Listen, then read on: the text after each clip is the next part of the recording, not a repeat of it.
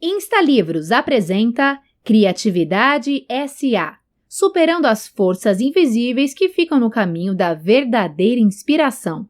Ed Catmull e Amy Wallace.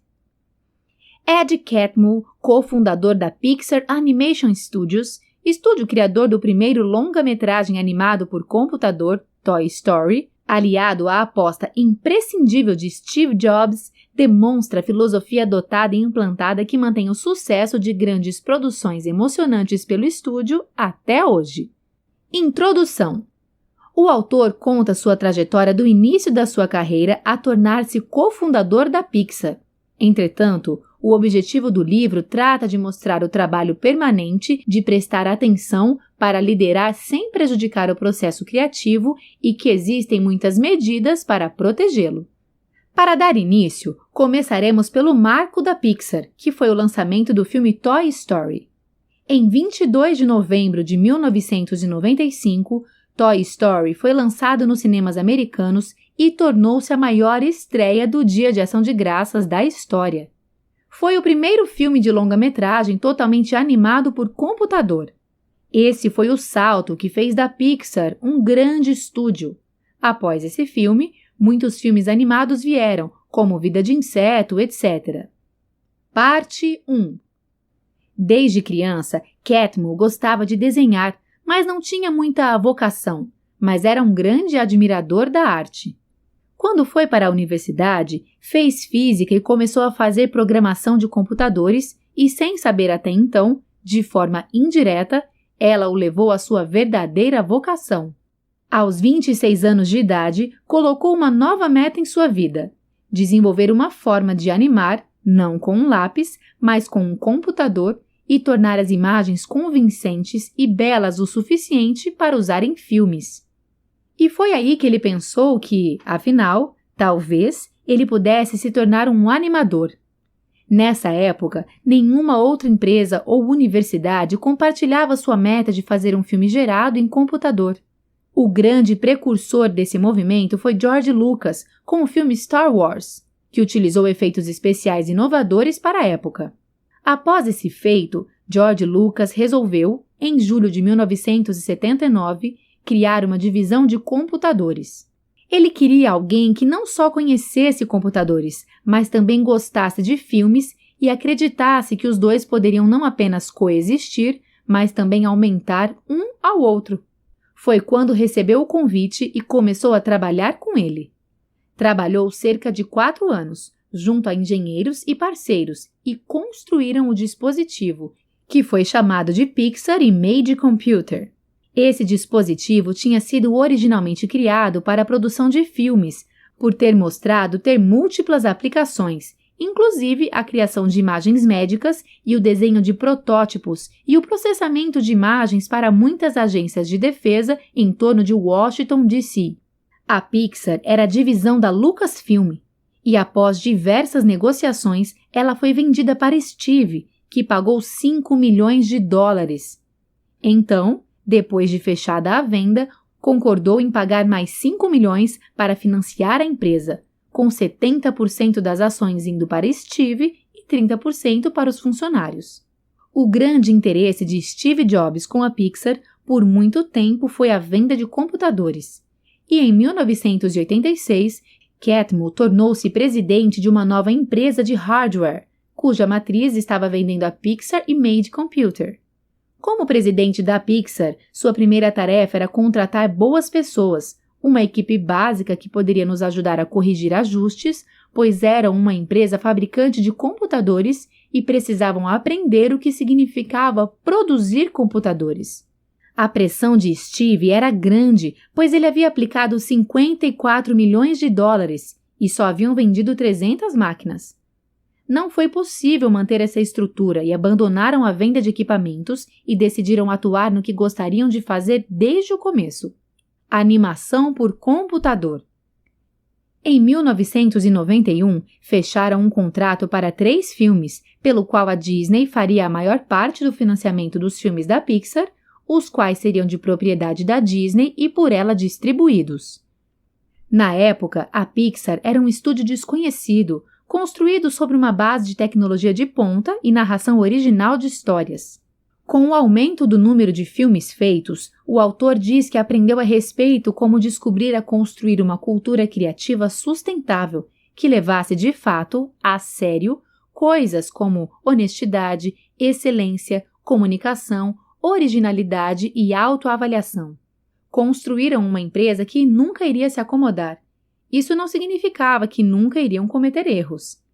Eles são parte da criatividade, mas foram com os erros e esforçavam-se para enfrentá-los sem desanimar. Parte 2. Segundo o autor, você deve querer estar numa empresa em que haja mais franqueza nos corredores do que nas salas onde ideias ou assuntos fundamentais estão sendo expostos. O melhor remédio contra esse destino é procurar pessoas dispostas a serem francas com você e, quando encontrá-las, trate de mantê-las por perto. Para as pessoas com quem trabalha, o melhor é, ao invés de tentar evitar todos os erros, dar responsabilidade, deixar que os erros aconteçam e que as pessoas os corrijam. O trabalho do gerente não é evitar riscos, mas desenvolver a capacidade para se recuperar. Todos prosperam com críticas negativas, mas existem vezes em que um crítico realmente se arrisca, na descoberta e na defesa do novo. Muitas vezes o mundo é cruel com novos talentos e novas criações. Por isso, ele diz que é importante estar aberto a essas críticas. Mudanças são inevitáveis, e ele pergunta: você age para detê-las e tenta proteger-se delas, ou torna-se o mestre das mudanças, aceitando-as e sendo aberto a elas? Para ele, trabalhar com mudanças é o significado da criatividade. A mudança é uma parte essencial para eliminar aquilo que impede o crescimento. Franqueza, segurança, pesquisa, autoavaliação e proteger o novo são mecanismos que podem usar para confrontar o desconhecido e podem ajudar a solucionar problemas. Parte 3. Para avançar de forma criativa, precisa abrir mão de algo. Não importa se o seu modelo de atuação ou negócio é diferente do outro. O essencial é que cada um se esforce para construir uma estrutura para ajudá-lo a estar aberto para fazer o novo. Quando uma nova empresa é formada, seus fundadores precisam ter uma mentalidade de criadores de empresas, aberta a tudo, porque o que eles têm a perder? Mas quando a empresa começa a ter sucesso, muitas vezes seus líderes deixam de lado a mentalidade de criadores, porque pensam que descobriram o que fazer. Eles não querem mais ser principiantes. Mas Catmull acha que é uma parte à qual deve se resistir. Recusando a mente de principiante, você torna-se mais propenso a se repetir do que a criar algo de novo. A Pixar, nesse momento de empresa já estabelecida, precisava de um parceiro em marketing e distribuição para colocar seus filmes no mundo todo. E Steve sentia que uma fusão iria ajudar a Pixar a ter maior impacto criativo, permitindo que ela atuasse em um estágio maior e mais robusto, e após negociações em janeiro de 2006, foi fechado o acordo, e a Pixar foi adquirida pela Walt Disney Company por 7,4 bilhões de dólares. Nessa fusão, Steve, junto à Disney, concordaram que Catmull fosse o presidente da Pixar e também da Disney Animation.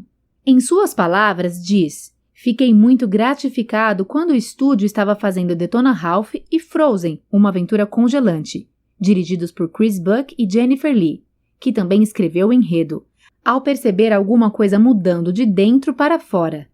E agora ele tinha um novo desafio de cuidar de um núcleo criativo tão bom quanto o da Pixar, o estúdio construído por Walt Disney. Pós-fácil. Steve Jobs foi parte importante da história da Pixar. Em sua visão, o autor acredita que as pessoas em geral se pautam mais pela sua personalidade e não por seus feitos. Sua consciência de que as decisões nunca deveriam ser baseadas somente em emoções foi o que levou a Pixar a outro nível, e acreditando nesse negócio, não deixou de investir. Entretanto, Steve dava valor a ambos os lados daquela equação, lógica e emoção, e a maneira pela qual ele mantinha esse equilíbrio era vital para compreendê-lo. Steve e Catmull acreditavam que por agir de acordo com suas intenções e permanecerem fiéis aos seus valores, mudariam o mundo. E ele acredita que uma característica das pessoas criativas é que elas imaginam tornar o impossível possível. Essa capacidade de sonhar, rejeitando aquilo que no momento é verdade, é a maneira pela qual descobrimos o que é novo ou importante. Insta Insights. Criatividade é aprender com as mudanças. Saber liderar sem prejudicar o processo criativo. Tornar o impossível impossível. Pensar com a mente de principiante para não se repetir. Nesse livro você aprendeu que nossas ações mudam nossa realidade. Nossas intenções têm importância. As pessoas devem confiar nas pessoas com quem trabalham e lutar para abrir o caminho para elas.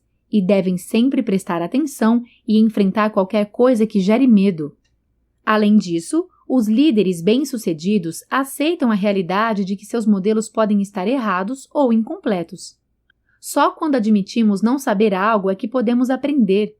Steve Jobs foi uma figura importante para o crescimento do estúdio, mas o grande legado da Pixar é que a criatividade é algo que se conquista.